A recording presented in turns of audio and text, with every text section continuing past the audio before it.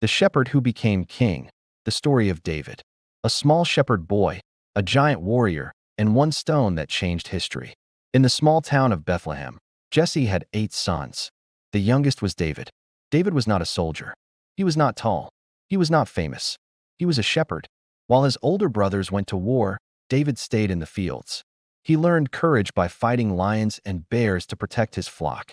One day, the prophet Samuel came to Bethlehem. God had rejected King Saul. Jesse presented his strong sons, one by one. But God said no. Then David was called from the fields. God told Samuel, "Man looks at the outside, but I look at the heart." Samuel poured oil on David's head. The shepherd boy was chosen to become king. At this time, Israel was at war with the Philistines. Their champion was a giant named Goliath. For 40 days, Goliath mocked Israel's army. No soldier dared to fight him. David came to deliver food to his brothers. When he heard Goliath's insults, he was shocked.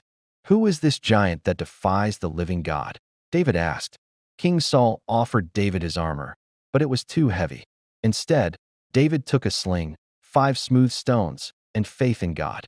He said, "You come with sword and spear, but I come in the name of the Lord." David slung one stone. It struck Goliath on the forehead. The giant fell. That day, a shepherd boy defeated a warrior because he trusted God. After the battle, David became famous. Women sang, "Saul has killed thousands, but David tens of thousands." Saul became jealous.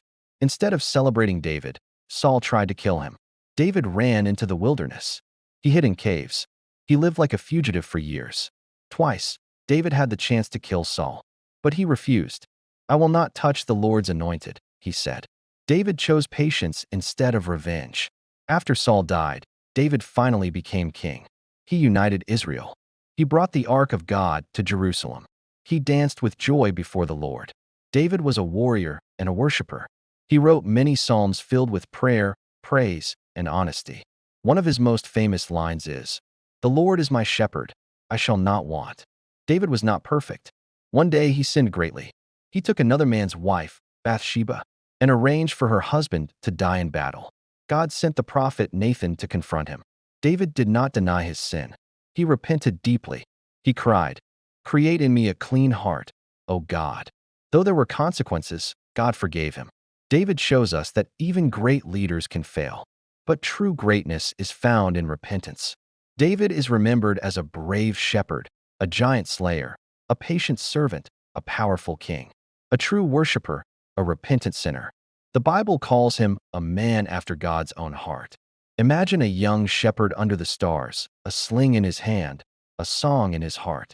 From forgotten fields in Bethlehem to the throne in Jerusalem, David's life teaches us God sees the heart. Faith defeats giants. Patience prepares kings.